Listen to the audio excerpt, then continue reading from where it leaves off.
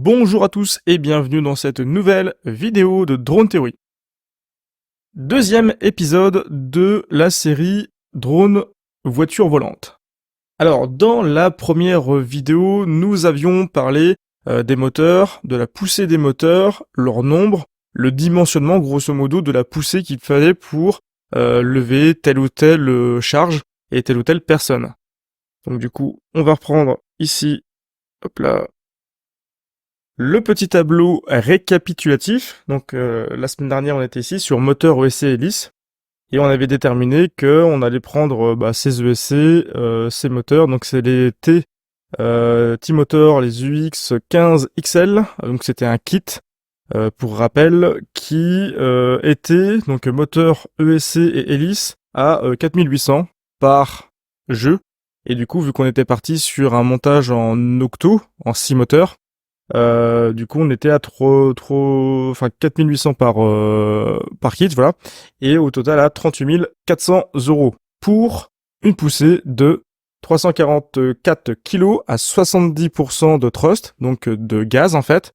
Et à 90% de gaz, on montait à 560 kg de poussée, ce qui est énorme. Voilà. Aujourd'hui, donc, nous allons nous intéresser au contrôleur de vol et aux différents paramètres des contrôleurs de vol. Avant de poursuivre, je vous rappelle que Drone Theory, c'est une plateforme de révision pour vos examens OpenA2 et également CATS avec l'abonnement ici sur notre site internet www.drone-theory.fr, la formation OpenA2 à 7 € par mois pendant 4 mois, 28 € total, et la formation CATS plus OpenA2 qui est elle à 10 € par mois pendant 6 mois, soit 60 €. Et toujours pareil, donc pour l'instant pub, je vous rappelle, si cela n'est pas déjà fait, merci de vous abonner à la chaîne, cela permet de faire des partenariats, c'est bientôt le cas, et c'est la raison pour laquelle je vous remercie si vous êtes déjà abonné. Alors, poursuivons sur notre contrôleur de vol. En contrôleur de vol open source, ceux qui font déjà un peu de bricolage connaissent forcément celui qui domine le marché, c'est tout ce qui est gamme Pixhawk. Alors vous avez à l'époque le Pixhawk, c'est issu de tout ce qui est Arduino, pour ceux qui font un peu de l'automatisme aussi, c'est la même racine, la même base, et avec une succession de montées de versions, aujourd'hui nous sommes sur ce qu'on appelle le Cube, Pixhawk Cube Orange. On avait déjà le Cube avant, et avant on avait un Pixhawk classique. Voilà, je sais plus les numéros exacts, mais ceux qu'on utilisait pour les premiers gros drones Griffon, pour ceux qui les ont utilisés par exemple.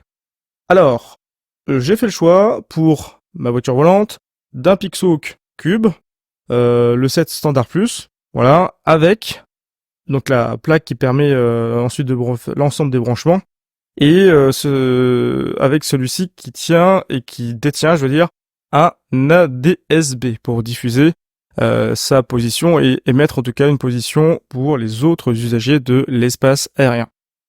Alors, j'ai oublié de le dire, mais où mettre ce contrôleur de vol? Rappel, ici et dans le dernier épisode, on parlait de motorisation. Donc là, on était sur cette partie avec les ESC. Les ESC, ils sont contrôlés par quoi? Ils sont justement contrôlés par la FC. Donc en fait, c'est la motherboard, enfin c'est le contrôleur de vol, flight controller, voilà, FC pardon, et il reçoit ses ordres directement de cet FC pour savoir s'il doit accélérer, mettre les gaz, diminuer les gaz, etc. C'est le niveau de thrust, donc c'est les gaz, la force qu'il doit appliquer. Qu'est-ce qui rentre en ligne de compte sur cette FC, sur ce contrôleur de vol? Vous avez donc un certain nombre d'infos qu'il faut lui donner, notamment le GPS et le compas. Ça tombe bien. Hop. Sur ce même site, nous pouvons acheter le GPS et compas, c'est la même antenne, comme c'est décrit ici, avec l'IMU complète, accéléromètre, un gyroscope, etc. Positionnement RTK, donc ça c'est pour avoir une précision un peu plus forte en termes de GPS.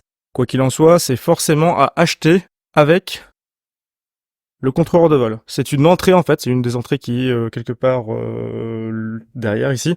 C'est une des entrées d'instruments d'un contrôleur de vol. Donc ça, on va le retrouver, voilà, ici.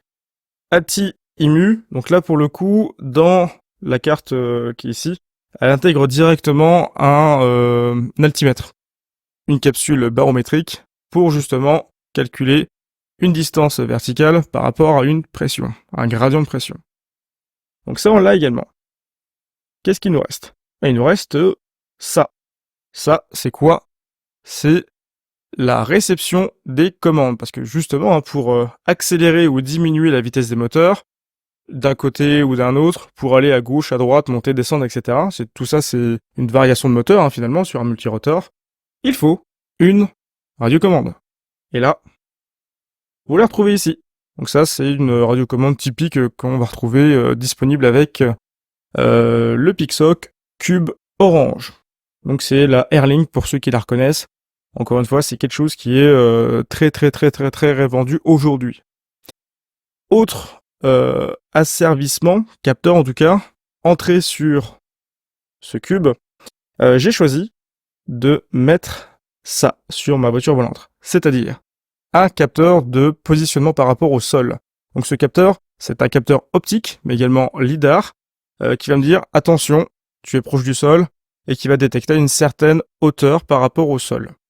C'est pas obligatoire finalement pour voler sans, mais c'est une aide qui peut être assez intéressante pour notre sécurité. Voilà. Donc là, si je reprends le schéma, on a bien ici GPS, ALTI IMU, on a également. IMU, c'est la centrale inertielle, mais elle est comprise finalement dans l'antenne qu'on a vue tout à l'heure. En plus de ça, ici, et c'est pas marqué, mais j'ai mis le capteur de proximité avec le sol. Et on a bien notre radiocommande. Alors finalement, la communication ici, c'est vrai que c'est un peu bizarre. Hein. J'ai décidé de faire le choix d'une communication classique, c'est-à-dire avec une zone radio, donc là en 2 Go 4 pour les ordres. Je ne crois pas, et à ma connaissance, peut-être que vous le savez mieux que moi, mais je ne crois pas qu'il est possible de piloter le cube avec une radiocommande filaire. Raison pour laquelle je suis parti classiquement, comme on le ferait pour n'importe quel drone, avec une radiocommande hertzienne. Donc un schéma en 2 Go 4, voilà comme ici. Pour envoyer les ordres et pour récupérer les infos de télémétrie, vitesse, hauteur, altitude, et problème, s'il y a un problème, en tout cas une alerte, et également les réglages, hauteur maximum, distance maximum, donc là pour le coup, si on est à l'intérieur, il n'y aura pas de distance maximum, et également, qu'est-ce qui se passe, stratégie en cas de panne, ou en cas de défaut, de tension, d'ampère, etc. Voilà, c'est la fin de cet épisode sur les voitures volantes. Je vous rappelle une dernière fois, si vous pouvez vous abonner, ce serait vraiment sympa. À bientôt pour de nouvelles vidéos.